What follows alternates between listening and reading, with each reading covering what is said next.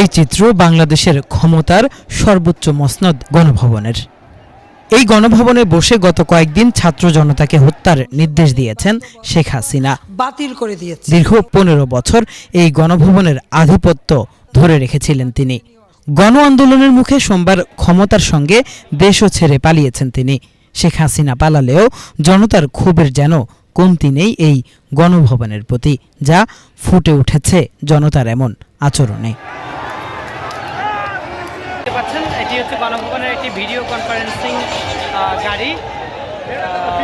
এই গাড়িটিতে ভাঙচুর চালিয়ে এর ভিতরে যত যন্ত্রপাতি আছে সবগুলো খুলে নিয়ে যাচ্ছে জনগণ।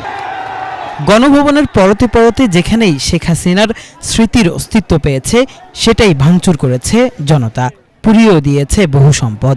অনেকে আবার উপভোগ করার চেষ্টা করেছেন গণভবনের বিলাসবহুল জীবনাচরণের কিছুটা।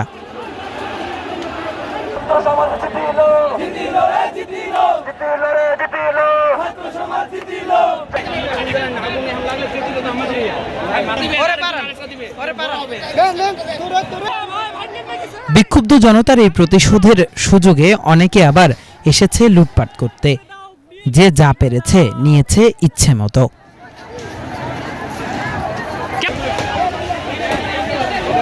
তবে এখানেও রাষ্ট্রীয় সম্পদ রক্ষায় ঢাল হয়ে দাঁড়াতে দেখা গেছে শিক্ষার্থীদের, যদিও সেভাবে সফল হয়নি তারা।